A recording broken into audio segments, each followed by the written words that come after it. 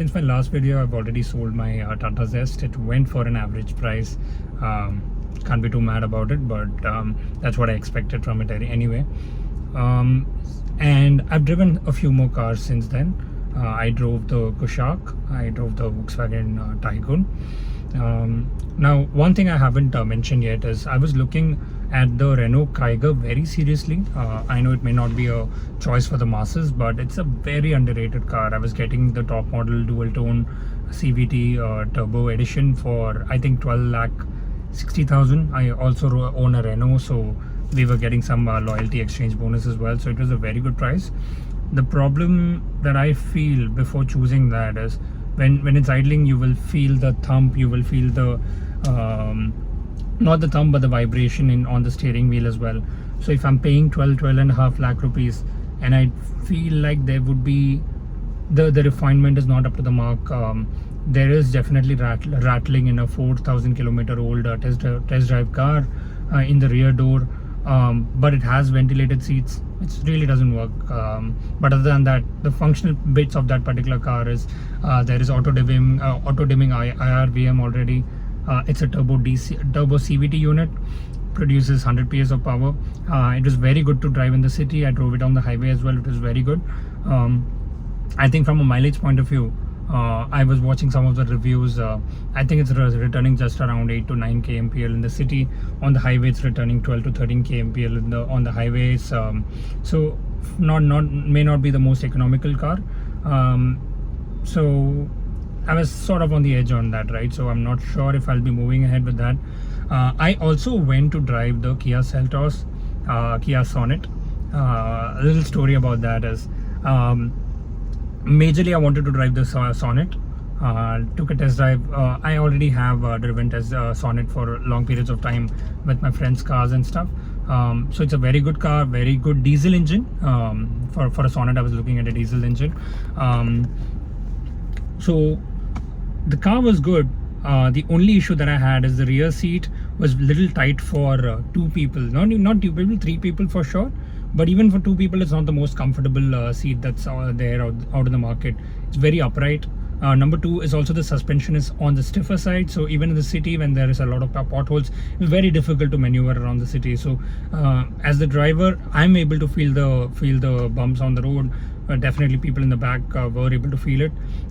Since we drove the top of the line model, of course the demo car, it has the dark interior, so it makes the car look much smaller than it really is. Of course, I would have gone with a more sensible option with lighter beige interiors. It would have probably made a difference of opinion in the people that are in the car with me, and they were forming an opinion. But anyway, it felt too cramped. I already spoke about the Cadillac, I believe. I'm not sure what's up with these people. All these auto reviewers, they are going gaga over the car. Amazing engine, very good transmission, good fit and finish. But the rear seat is not comfortable for two people. If you're over 5'11", 6 feet, two people on the back, it's close to impossible to sit comfortably. Other than city rides, it's going to be very difficult. I don't understand how people are not talking about it enough. The rear AC console is like hitting your knee. I'm just 5'11", barely 5'11". It was not comfortable for me either. So I'm not sure how are people recommending that for families. For four people, if your family has 4 people, it could be a great car. Very good engine and all that, but just not for me. It's just not gonna cut it, right? Very uncomfortable rear seat. I went into the Mahindra showroom just to see what's out there. Looked at the XUV 3XO. I mean, showroom experience was not great. The boot space was non-existent. Just, of course, Tata and Mahindra is something that I'm avoiding for the time being, and like I mentioned already, so came out of it. I derailed the conversation a little bit. So I was driving the Sonet, good to drive, but comfort was an issue. Seltos, in my budget, I could only afford the 1.5 liter naturally aspirated petrol engine, the manual or the CVT one. Manual makes a lot of sense, but of course I cannot get a manual. I need an automatic. The automatic was not feeling that great in the city to drive. Suspension was good, very good. Comfort was good. Interior was decent. Not a lot of unnecessary features. So it's a very sensible car for most people, but I was not convinced. Spending 17.4 lakh, I believe, I couldn't convince myself with that.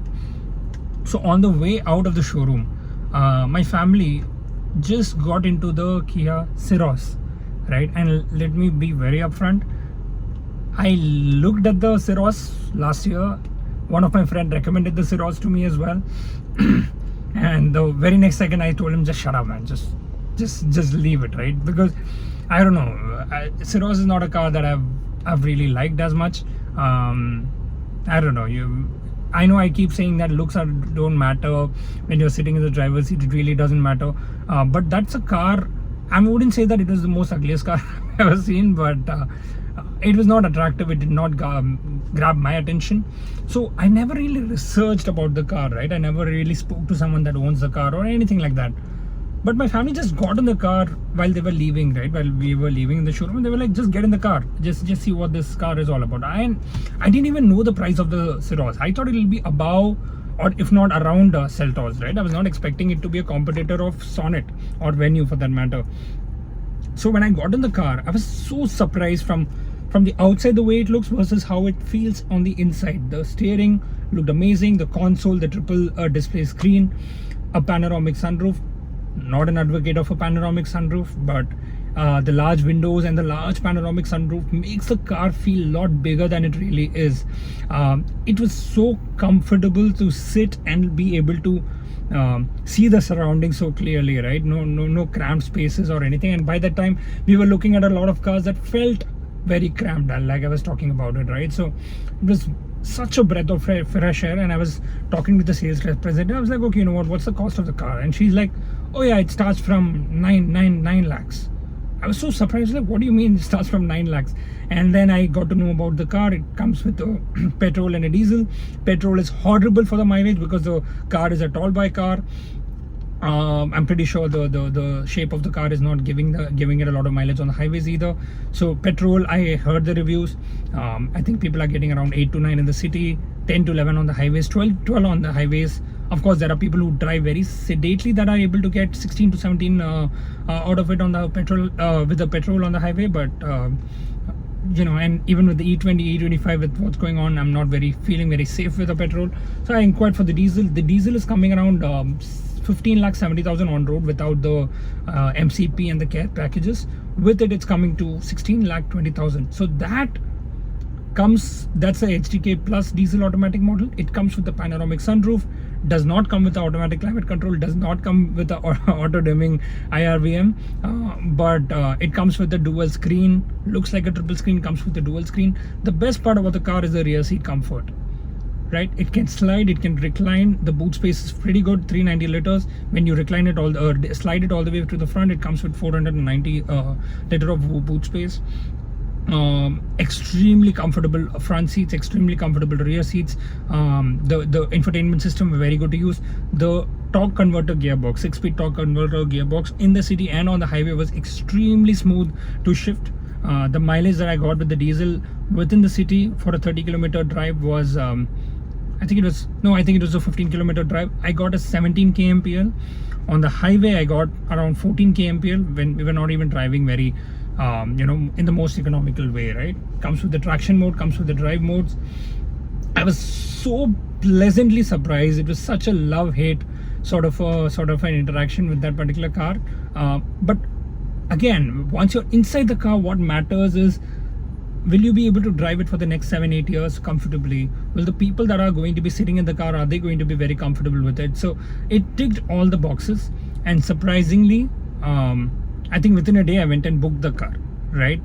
I don't know. There is not a single car out there that's able to give the level of comfort for the price that it's providing it at, right? So a diesel automatic with those reclinable seats, sliding seats, with the kind of the infotainment system. Of course, my family would love the panoramic sunroof as well. So that, large windows, just makes so much sense. But it's not a car that runs as much, right? It's such a